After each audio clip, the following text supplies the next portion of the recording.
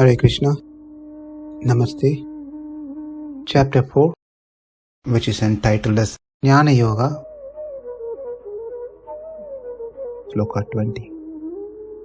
Tyaktvā karma-phalāsaṅgaṁ nitya-tṛpto nirāśrayaḥ karmaṇy naiva kiñcit karoti saha. So, Sloka 18, 19 and 20 we are seeing so far is all of same opinion with the same message which is being discussed. So, this particular Sloka is just a continuation or expansion of what has been discussed in the previous Sloka. That is how to see the karma in the form of jnana. The 18th sloka, which is karmaṇy akarmaya pashyed akarmaṇi cha karmaya sa buddhiman manushyeshu sa yuktah krishna karmakrit. He who sees a karma, that is knowledge, in karma, that is action, and action in knowledge, only that person is considered to be buddhiman, wise, and this person is fit for liberation because he is practicing what has been told as per the Shastra. And in the 19th sloka, yasya sarve samarambhaha kama sankalpa varjitaha jnanagni dakta karmanam tam ahuhu panditam buddhaha. Here we saw a person, only he who performs all actions without a desire or sankalpa is considered to be a learned person, pandita, and he is the one who burns all the accumulated karma in the fire of jnana, knowledge. And this is what the great people say. So, this is we learned from the 19th sloka. Now in the 20th sloka, tyaktvā karma-phalāsaṅgaṁ nitya-tṛpto nirāśrayaḥ karmaṇy abhipravṛtto naiva kiñcit karoti saha. So, tyaktvā meaning to give up, tyaktvā, tyaha, to give up, giving up. Karma-phalāsaṅgaṁ, attachment to the fruits of the result. Nitya means always, tṛptaha, being satisfied or feeling very contented with the self. Nirāśrayaḥ, without any shelter. In other words, being free from excessive attachment arising from dependence on the material accessories. Karmaṇy means in activity. Abhipravṛtto, being fully engaged in an activity. Api, in spite is fully engaged in activity. Kiñcit, anything. Saha, this person. Naiva, na, does not. Eva, certainly. Naiva karoti, does. Karoti means to do. Does or do. So, what it means is the person is without attachment to the fruits of action, contented with his eternal self, Atma, and is not dependent on the permanent prakriti, the body, does not do anything, even though he is fully engaged in doing everything. That's the message. So, abandoning all attachment to the results of his activities, ever satisfied and independent, he performs no fruitive action, although engaged in all kinds of undertaking. So that's the meaning of this sloka. Now, tyaktvā karma-phalāsaṅgaṁ, meaning renouncing the fruits of one's action.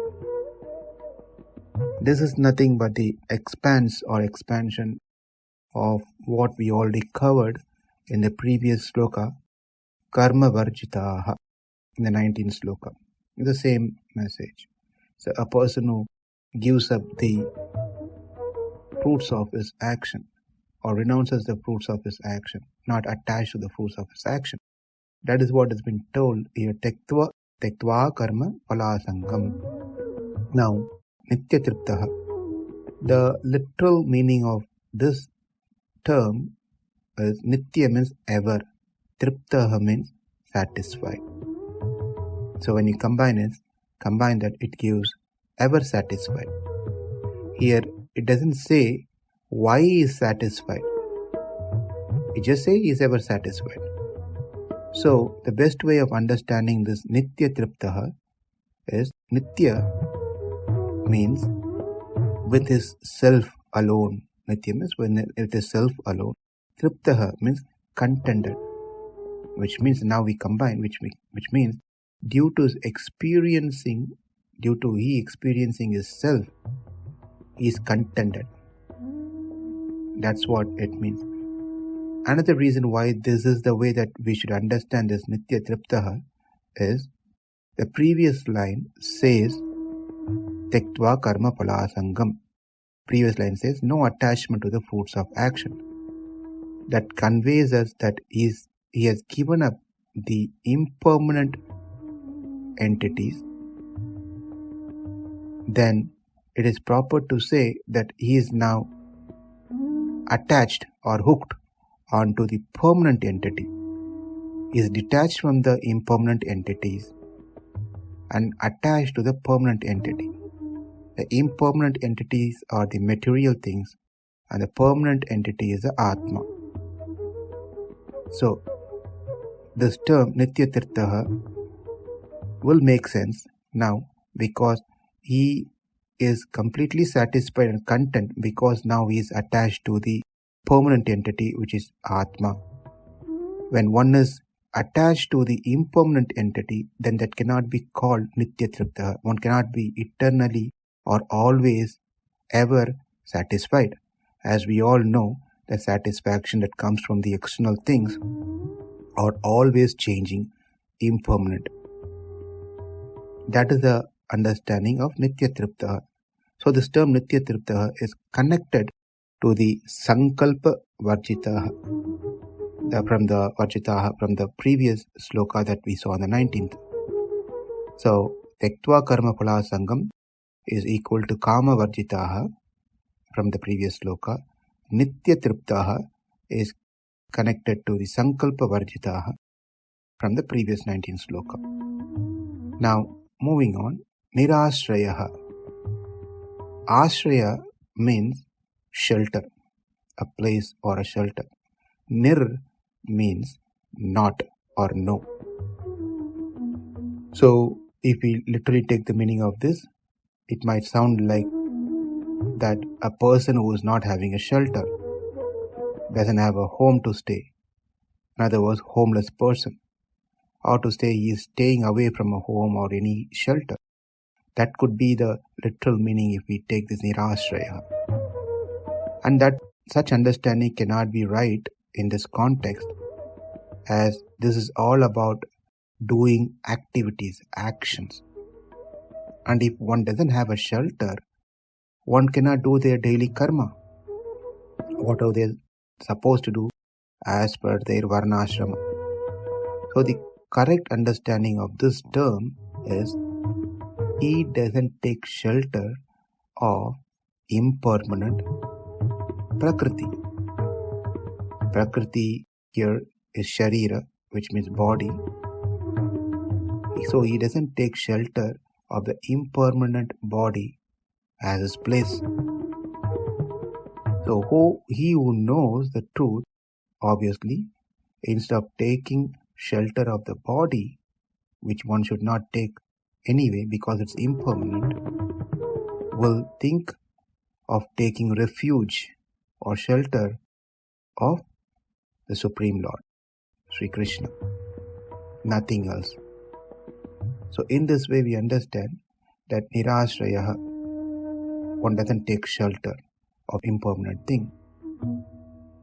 This freedom from the bondage of actions is only possible when one takes shelter by becoming more Krishna consciousness. When one is doing everything for Krishna. Because when one does everything for Krishna, the attraction is not towards the material thing, it's towards Krishna. Tyaktvā karma-phalāsaṅgaṁ nitya-tṛpto nirāśrayaḥ karmaṇy abhipravṛttopi naiva kiñcit karoti saha. Namaste. Hare Krishna.